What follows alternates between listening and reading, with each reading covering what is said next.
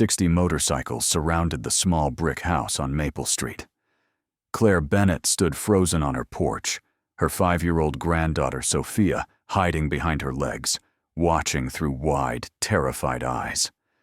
A massive man with a silver beard dismounted from the lead Harley. 6'4", arms covered in Marine Corps tattoos, leather vest marking him as president of the Iron Riders MC. "Mrs. Bennett, I'm Bear. Detective Hayes called us. We're here to protect Sophia." Claire's hands trembled. "Why are there so many of you?" "Because there's a killer stalking your granddaughter, and we're going to make sure he never gets close to her." 43 days earlier, Sophia had stopped talking. Instantly. It happened the night her stepfather murdered her mother. Sophia had been hiding in the pantry during Vincent Reynolds's rage. Through the crack in the door, she watched him strike her mother with a baseball bat. Saw her fall, saw the blood, saw her mother stop moving. When police arrived, they found Sophia sitting beside her mother's body, covered in blood, holding a red crayon. She hadn't made a sound. Dr. Patricia Chen called it selective mutism. Her brain shut down speech as protection from the trauma. Vincent told police a different story. A masked intruder, defensive wounds from fighting off the attacker. The bat was wiped clean.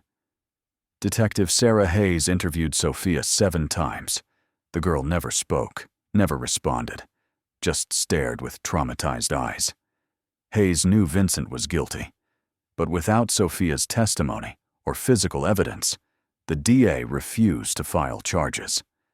Vincent walked free, and he knew who could destroy him, the silent girl who'd watched from the pantry. 3 weeks after the murder, Vincent started appearing everywhere Sophia was. At the park, outside her preschool, in parking lots, just watching with dead eyes. The message was clear. "I know you saw." Claire went to police. "He's stalking my granddaughter." "He's not breaking any laws," they said. "We can't arrest him for being in public." That night, Claire noticed Sophia's drawings scattered across her desk. The same scene over and over. The kitchen, a woman on the floor, a man with something in his hands, a small figure hiding.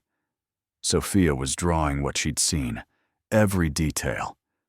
Claire photographed them and brought them to Detective Hayes. Hayes studied them, expression darkening. "This matches our crime scene exactly. This is visual testimony. But I need more. I need her to draw Vincent's face clearly. And if he realizes she's creating evidence, he'll stop her."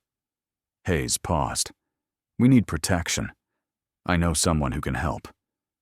Marcus Bear Coleman, former Marine, 3 tours in Afghanistan, now president of the Iron Riders MC, answered Hayes' call at 6:47 a.m. A 5-year-old watched her stepfather murder her mother. He walked free.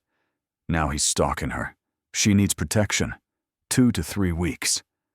"My daughter is 7, Bear said quietly. "If someone killed my wife in front of her, I'd want an army. Give me the address." Tuesday morning, Claire opened her door to find 60 motorcycles and 60 bikers in formation on her lawn. Dr. Sarah Chen stepped forward. "Pediatric trauma specialist and club member. I can help Sophia feel safe." James Rodriguez joined them. "Attorney. I'll file protective orders." Bear knelt to Sophia's eye level. "We're your shadow now. Everywhere you go, we go. Nobody will hurt you." Sophia didn't speak, but she took one tiny step forward. By Wednesday, Claire's house had 12 bikers on rotating watch 24/7. When Sophia went anywhere, 20 motorcycles surrounded them. Vincent noticed immediately. The first time he tried parking near the house, 3 motorcycles blocked his view. He left after 10 minutes. The second time, 7 bikes boxed him in. The third time, he didn't try. Inside, Sophia was drawing more, becoming more detailed. Dr. Chen created a gentle routine. Every afternoon, Sophia drew while soft music played. She's not just drawing to remember anymore, Sarah told Claire. She's drawing to tell. On day 12, Vincent's brother Michael showed up at Sophia's preschool claiming to be her uncle. The teacher texted the alert number.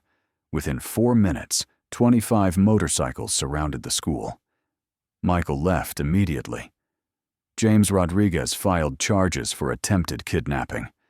If you're moved by how these bikers protected an innocent child, hit that like button and subscribe to Iron Brotherhood Stories. Because what happens next will show you that sometimes the people society fears are the only ones brave enough to stand between evil and innocence. On day 18 at 3:22 a.m., glass shattered downstairs. Claire woke to the sound, heart hammering. She ran to Sophia's room. The little girl was still asleep, clutching her stuffed bear. Tank and Bear, on perimeter duty, heard the break-in. They were inside in seconds. Vincent Reynolds stood in the hallway, knife in hand, 10 feet from Sophia's bedroom door. "She can't testify if she's gone," Vincent said coldly. Bear stepped between Vincent and the door. No weapons, no backup yet, just his body as a shield. "Through me," Bear said quietly. They stood there in the dark hallway for 45 seconds that felt like hours. Bear could hear sirens approaching. Tank had called 911. Vincent heard them too. He ran. But now there was attempted murder, breaking and entering. Assault with a deadly weapon. The knife he dropped had his fingerprints. Security cameras Tank had installed caught everything. Vincent Reynolds' bail was revoked. He was held without bond until trial. The trial started 6 weeks later. The prosecution used Sophia's drawings, forensic evidence, Vincent's stalking, the attempted kidnapping, and the break-in. The most powerful evidence was 24 drawings projected on screen, telling a story more compelling than words. Details only a witness could know. Sophia sat on Claire's lap. She didn't have to speak. She'd already told her truth. The jury deliberated 2 hours. Guilty on all counts. Life without parole. Claire collapsed, sobbing. In the gallery, 30 Iron Riders sat in silent witness. Sophia pulled out her sketch pad and drew one final picture. A little girl in a circle of motorcycles. Above them, my protectors. 3 months later, Sophia spoke. She was in Bear's garage watching him work. She'd started visiting every Saturday, sitting quietly, drawing while bikers worked. The rumble of engines had become her therapy. Bear was explaining carburetors, not expecting response. Sophia hadn't spoken in 147 days. Then, "The float valve regulates fuel flow." Bear dropped his wrench, turned slowly. "What did you say, little one?" "The float valve. It regulates fuel flow. You showed me last week." This massive Marine who'd stared down killers. He wept. Claire, in the doorway, heard her granddaughter's voice for the first time in 5 months. She ran to Sophia and held her tight. "You're talking." "Grandma, Bear's teaching me about motorcycles.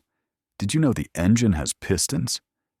The Iron Riders created the Silent Witness Project after Sophia.